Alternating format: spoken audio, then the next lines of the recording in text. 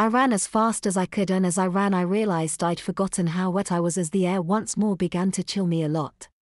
It was then I decided that maybe this game of cat and mouse wasn't a game I wanted to play on this day.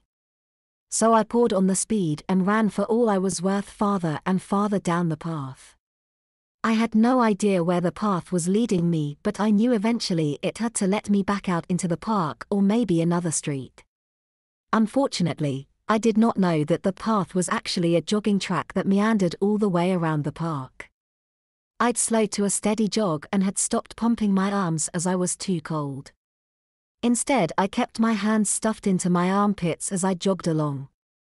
Every so often I'd look back but never saw my follower. I finally figured out it was a jogging track when two ladies jogged past me and both were wearing jogging outfits. Shortly after we passed, I came upon a trail side marker that read, 3/4 mile. I've gone nearly a mile.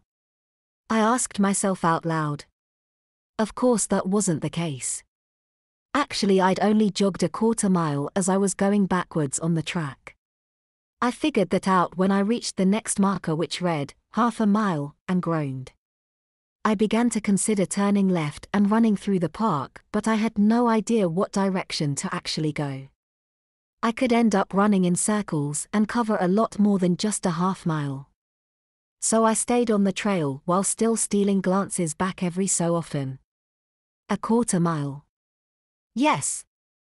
I cheered when I saw the 1/4 mile marker and even sped up a bit.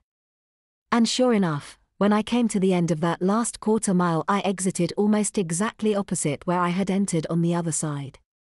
Breathing hard and both sweating and freezing, I walked out of the park and toward home. When I turned onto my grandparents' street, I decided to look back just one more time, and guess what? I got my chance to get a better look at my shadow, who must have given up and gone back to wait for me to come out on the other side. I saw it was indeed a boy who looked to be about my size, with hair on the long side. I don't mean long like a girl, but it was longer than what most guys here in Maine usually wear. From that distance, his hair appeared to be brownish and he was wearing a dark blue jersey with faded blue jeans.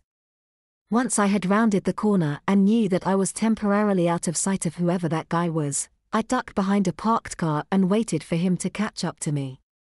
However, no one ever appeared. When I decided to peek, he had vanished. I guess, whoever he was, had finally given up the cloak and dagger stuff.